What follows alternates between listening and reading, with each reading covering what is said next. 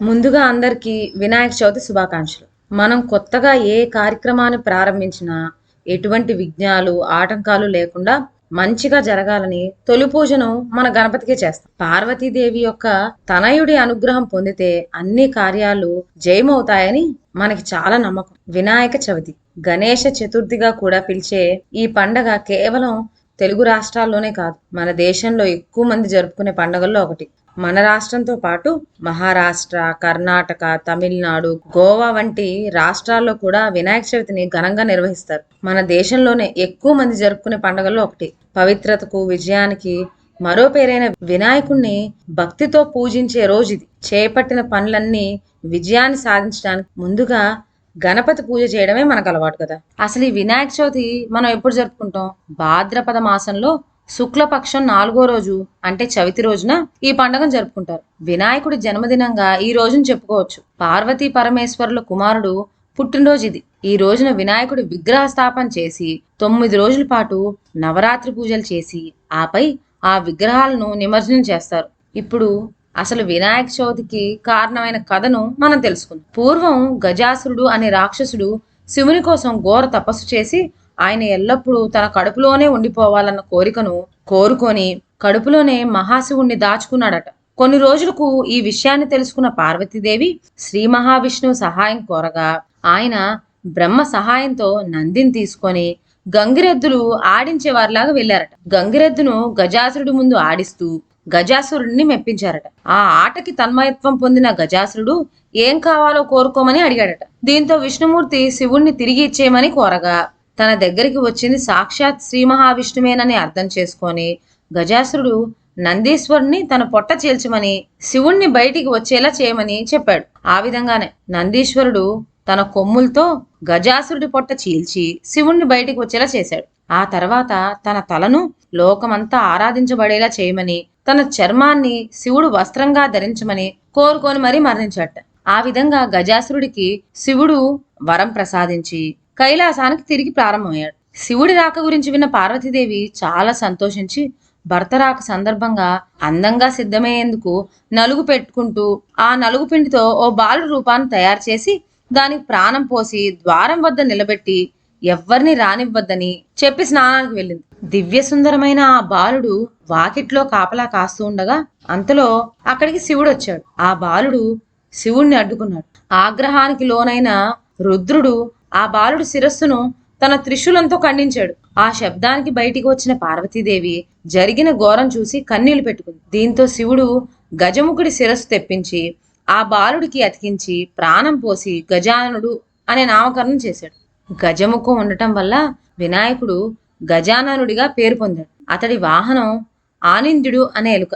కొన్ని రోజుల తర్వాత దేవతలంతా పరమేశ్వరుడు వద్దకు వెళ్లి తమకు విఘ్నం రాకుండా ఉండేందుకు కొలవడానికి ఒక దేవుణ్ణి ప్రసాదించమని కోరగా ఆ పదవికి గజాననుడు, కుమారస్వామి ఇద్దరు పోటీపడ్డారు. ముల్లోకాల్లోనూ పుణ్యనదులన్నిట్లోనూ స్నానం చేసి తిరిగి మొదట వచ్చిన వారే ఈ పదవికి అర్హులు అని చెప్పగా వెంటనే కుమారస్వామి నెమలి వాహనం ఎక్కి వెళ్ళిపోయాడు. గజాననుడు మాత్రం నా బలబలాలు తెలిసి మీరు ఈ షరతు విధించడం సబబేనా అని అడిగాడు. తండ్రి అతడితో తర్ణోపాయం చెప్పాడు. ఓ మంత్రాన్ని వివరించి తల్లిదండ్రుల చుట్టూ 3 ప్రదక్షిణాలు చేసి దాన్ని పఠించమని చెప్పగా మంత్రపఠనం చేస్తూ వినాయకుడు అక్కడే ఉండిపోయాడు. ఈ మంత్ర ప్రభావం వల్ల కుమారస్వామికి తాను వెళ్లిన ప్రతి చోట తనకంటే ముందుగా వినాయకుడే స్నానం చేసి వెళ్తున్నట్లుగా కనిపించసాగింది. దాంతో తిరిగి వచ్చి తండ్రి, అన్నగారి మహిమ తెలియక ఏదో అన్నాను, నన్ను క్షమించి అన్నకు ఆధిపత్యం అప్పగించండి అని చెప్పాడు. అలా భాద్రపద శుద్ధ చవితి రోజు గజాననుడు విఘ్నేశ్వరుడయ్యాడు. ఆ రోజు దేవతలు, మునులు అందరూ వివిధ రకాల కుడుములు, పాలు, తేనె, అరటిపళ్ళు, పానకం, వడపప్పు వంటివన్నీ సమర్పించారు. వాటిని తినగలిగినన్ని తిని మిగిలినవి తీసుకొని భుక్తాయాసంతో రాత్రి సమయానికి కైలాసం చేరుకున్నాడు. తల్లిదండ్రుల కాళ్ళకు నమస్కారం చేయడానికి ప్రయత్నిస్తే కడుపు నేల కాంతుందే కాని చేతులు ఆనట్లేదు. ఇది చూసి చంద్రుడు నవ్వగా ఆ నవ్వుకి దిష్టి తగిలి పొట్ట పగిలి వినాయకుడు చనిపోయాడు. దీంతో పార్వతీదేవి ఆగ్రహించి ఆ రోజు చంద్రుణ్ణి చూసిన వాళ్ళందరూ నీలాపనిందలకు గురవుతారని శపించింది.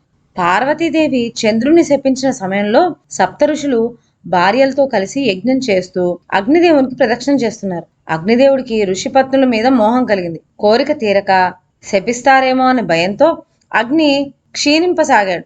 భర్త కోరిక తెలుసుకున్న స్వాహాదేవి ఋషిపత్నుల రూపంలో అగ్నిదేవుణ్ణి చేరిందట. అగ్నిదేవునితో ఉన్నది తమ భార్యలేనని భ్రమపడిన సప్త ఋషులు వారిని విడిచిపెట్టేశారు. శాపగ్రస్తుడైన చంద్రుని చూడటం వలనే ఋషుల భార్యలు నీలాప నిందలకు గురయ్యారని దేవతలు గ్రహించారు. వీరందరూ బ్రహ్మదేవునితో కలిసి కైలాసానికి వెళ్లారు. మరణించిన విఘ్నేశ్వరుణ్ణి బ్రహ్మదేవుడు తిరిగి బతికించాడు. తర్వాత పార్వతీదేవితో, అమ్మా, నీవు చంద్రునికి ఇచ్చిన శాపం వలన ఆపద కలిగింది, కావున శాపాన్ని ఉపసంహరించుకో అని కోరాడు. అప్పుడు పార్వతీదేవి ఏ రోజున చంద్రుడు విఘ్నేశ్వరుణ్ణి చూసి నవ్వాడో ఆ రోజు చంద్రుణ్ణి చూడకూడదు అని శాపాన్ని సవరించింది. ఆ రోజు నుంచి అందరూ భాద్రపద శుద్ధ చవితి నాడు చంద్రుని చూడకుండా జాగ్రత్తగా ఉండి సుఖంగా ఉన్నారు. ఇలా కొంతకాలం గడిచింది. శమంతకోపాఖ్యానం.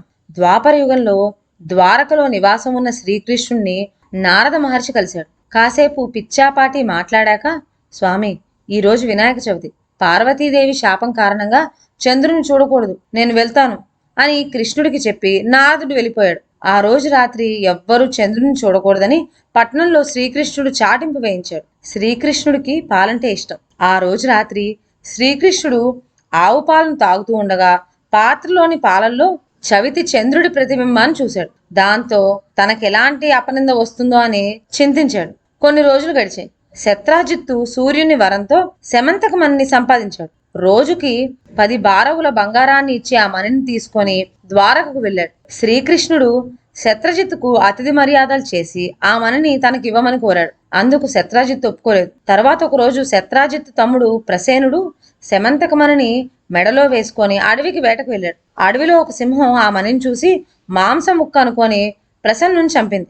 మణిని నోట కరుచుకొని పోతున్న సింహాన్ని జాంబవంతుడు చంపాడు. శమంతకమణిని కొండగోలో ఉన్న తన కూతురు జాంబవతికి ఆట వస్తువుగా ఇచ్చేశాడు. మరుసటి రోజు శత్రాజిత్తు తమ్ముడి మరణ వార్త విన్నాడు. శ్రీకృష్ణుడే తమ తమ్ముడిని చంపి శమంతకమణిని అపహరించాడని నిందించాడు. శ్రీకృష్ణుడు అది విన్నాడు. భాద్రపద శుద్ధ చవితి రోజు చంద్రబింబాన్ని చూసిన దోషం వల్ల తన మీద నింద పడింది అనుకున్నాడు. శమంతకమణిని వెతుకుతూ అడవికి వెళ్ళాడు. ఒకచోట ప్రసేనుడి శవం కనిపించింది. అక్కడి నుంచి సింహం అడుగులు కనిపించాయి. వెతుకుతూ వెళ్లి ఒక పర్వత గుహలోకి ప్రవేశించాడు. అందులో ఉన్న ఉయ్యాలకు కట్టిన మణిని చూసి దానిని తీసుకొని బయటికి రాసాగాడు. వెంటనే జాంబవతి పెద్దగా ఎడవసాగింది. కూతురి ఏడుపు విని జాంబవంతుడు కోపంతో శ్రీకృష్ణుడిపై యుద్ధానికి తలపడ్డాడు. వారిద్దరి మధ్య 28 రోజులు యుద్ధం జరిగింది. జాంబవంతుని శక్తి తగ్గిపోయింది. తనతో యుద్ధం చేస్తున్నవాడు శ్రీరామచంద్రుడని తెలుసుకున్నాడు. త్రేతాయుగంలో జాంబవంతుడు శ్రీరాముడితో యుద్ధం చేయాలని కోరాడు. ఆ కోరికను ఇప్పుడు శ్రీకృష్ణుని రూపంలో వచ్చి తీర్చాడని గ్రహించాడు.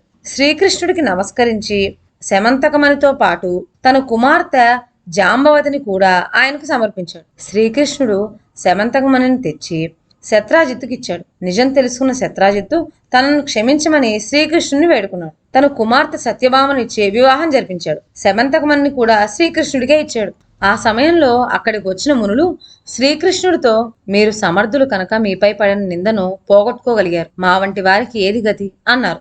భాద్రపద శుద్ధ చవితి నాడు యథావిధిగా వినాయకుణ్ణి పూజించి ఈ శమంతకోపాఖ్యాన్ని విని అక్షంతలు తలపై వేసుకున్న వారికి ఆ రోజు చంద్రదర్శనం అయినా కూడా అపనిందలు కలగవు అని శ్రీకృష్ణుడు చెప్పాడు. ఆనాటి నుంచి ప్రతి సంవత్సరం భాద్రపద శుద్ధ చవితి రోజు దేవతలు, మహర్షులు, మనుషులు తమ శక్తికి తగినట్లుగా గణపతిని పూజించి తమ కోరికలు తీర్చుకుంటున్నారు. ఈ కథను చదివి గాని విని గాని తలపై అక్షంతలు వేసుకొని వినాయక వ్రతాన్ని ముగించాలి. చివరిగా వినాయకుని ఎదుట వీలైనన్ని గుంజీలు తీసి సాష్టాంగ నమస్కారాలు చేయండి. కుదిరితే మొట్టికాయలు కూడా కొట్టుకోండి. ఇదండి వినాయక చవితి యొక్క కథ. మీ అందరికీ వినాయక చవితి శుభాకాంక్షలు. నమస్కారం.